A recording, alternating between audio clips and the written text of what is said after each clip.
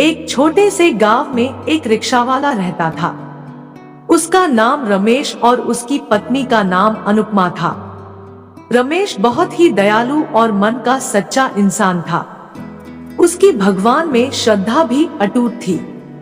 कैसी भी परिस्थिति में उसका भगवान पर से भरोसा नहीं डगमगाता था। वह रोज ऑटो रिक्शा चलाकर लोगों को उनके घर लेकर जाता था। छोटे बच्चों से लेकर बड़ों तक सभी से उसका बर्ताव अच्छा था। अच्छे स्वभाव की वजह से सैकड़ों लोग उसे पहचानने लगे थे। आधी रात भी अगर किसी को आवश्यक काम के लिए बाहर जाना पड़े तो वह नेक इंसान तैयार हो जाता था। रात के समय भी औरतें भरोसे के कारण इस रिक्शा चालक की रिक्शा में बिना डरे हुए कहीं भी चली जाती थी। वो एक दयालु मन का इंसान था। सभी गांव वाले उसे बहुत प्यार करते थे। उसे 3 लड़कियां थी, रागिनी, मालिनी और भावना। वह तीनों पढ़ाई कर रही थी। बड़ी लड़की की पढ़ाई पहले से ही पूरी हो चुकी थी। रमेश ने अपनी बड़ी बेटी रागिनी को ग्रेजुएशन तक पढ़ाया था। बाकी की 2 लड़कियां अभी पढ़ाई कर रही थी। अब उसने अपनी बड़ी बेटी की शादी करने का निश्चय किया। भगवान का दिया हुआ उसके पास जो भी था वो उसके लिए काफी था।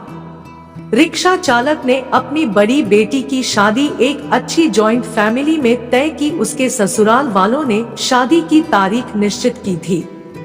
रिक्शा चालक ने अपनी बेटी की शादी के लिए पैसे जमा करने के लिए रात दिन मेहनत की थी। उसने अपनी बेटी को गहने, कपड़े और शादी का सब सामान खरीद लिया। वह अपनी बेटी की शादी के दिन का बेसब्री से इंतजार कर रहा था। एक दिन वह भगवान के मंदिर में पूजा करने गया। मंदिर में पूजा करते हुए वह बोलने लगा, हे भगवान, मेरी बेटी की शादी जल्द होने वाली है। मेरी बेटी की शादी का सामान खरीदी करते समय मुझे कभी भी कोई कमी नहीं हुई। आपके दया और कृपा से सब ठीक चल रहा है। सब सामान भी आ गया है, खाद्य पदार्थ भी पहुंच गए हैं। उसने इन सभी के लिए भगवान का उपकार माना और उन्हें धन्यवाद किया। शादी को 2-3 दिन बचे थे। वह अपनी बेटी के पास गया और बोला, मेरे पास तुम्हें देने के लिए ज्यादा नहीं है, पर मैंने तुम्हारे लिए कुछ गहने लिए हैं। एक अच्छे परिवार में तुम्हारा हाथ सौंप रहा हूँ।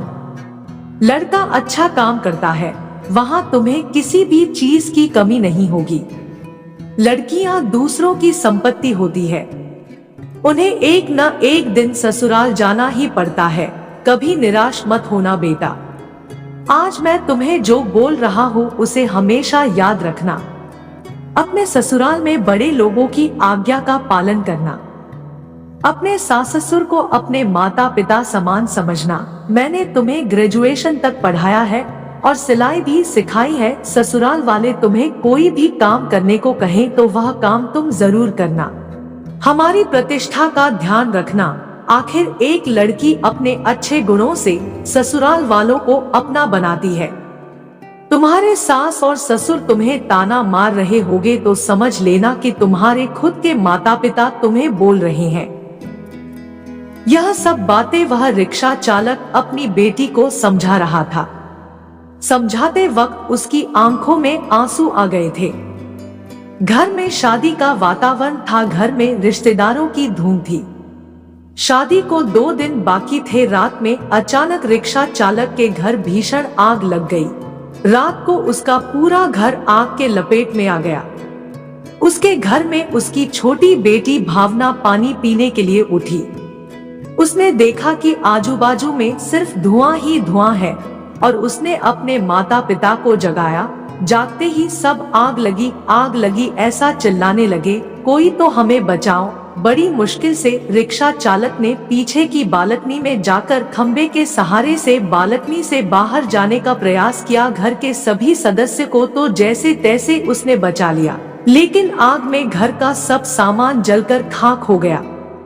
आग में शादी का सब सामान जलकर राख हो गया था। जहां थोड़ी देर पहले खुशियां थी, वहां का दृश्य अभी देखा नहीं जा रहा था। जिसने देखा उसकी आंखों से आंसू आने लगे। सब सोचने लगे बेचारा अब क्या करेगा। रागिनी अपने पिता की तरफ दौड़ते हुए गई और बोली, पापा निराश मत हो, पापा थोड़ी भी चिंता मत करो, यह सब मेरे नसीब में लिखा था। बुरे वक्त में हम हार नहीं मानेंगे। मैं आपका लड़का नहीं हूँ तो क्या हुआ? आपने हमें लड़कों के जैसे पालन पोषण करने में कोई कसर नहीं छोड़ी। मालिनी और भावना यह दोनों भी उठ गई थी। वह दोनों भी अपने पिता के पास जाकर खड़ी हो गई। पापा, हम सब आपकी शक्ति है, हम तीनों ही आपकी बेटियां नहीं बेटे हैं, आज से हम भी आपके साथ काम करेंगे। रागिनी बोली, अगर वो लड़का मुझे सच्चा प्यार करता होगा तो यह सब देखकर भी वह शादी के लिए तैयार होगा। जो भी होगा वह मैं खुशी से स्वीकार कर लूंगी, चिंता मत कीजिए। तीनों बेटियों ने मिलकर अपने पापा को समझाया। आजू बाजू के सब लोग इकट्ठा हुए। सभी बोल रहे थे कि ससुराल वालों को क्या जवाब दोगे? जो आया वह शोक व्यक्त करके चला जाता था। रमेश के घर के पास लोगों की भीड़ जमा हुई थी। सभी बोलने लगे कि आपने अच्छे काम करके पैसे कमाए थे। रमेश बोला, कदाचित भगवान की यही इच्छा होगी।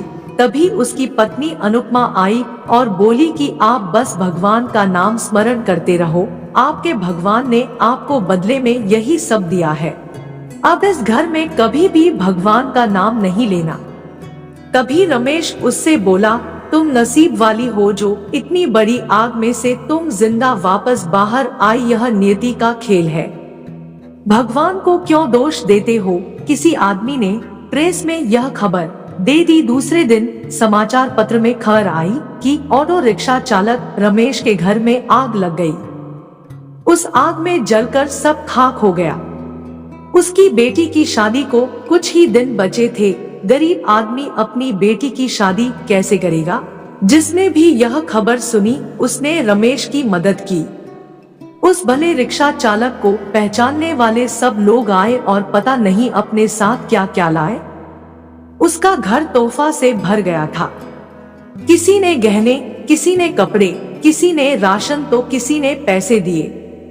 सब सुनने के बाद सभी रिश्तेदारों ने भी मदद की। शाम तक उसके घर में कितने रुपए जमा हुए थे पता नहीं। तीनों लड़कियों ने सब पैसे पापा के पास दे दिए। तब सभी का अपनी आंखों पर विश्वास नहीं हो रहा था कि जहां सब ध्वस्त हो गया था वहां उसने तीनों लड़कियों के साथ बैठे बैठे इतने पैसे जमा कर लिए कि आसानी से शादी हो सकती थी। भगवान देता है तो छप्पर फाड़ कर देता है।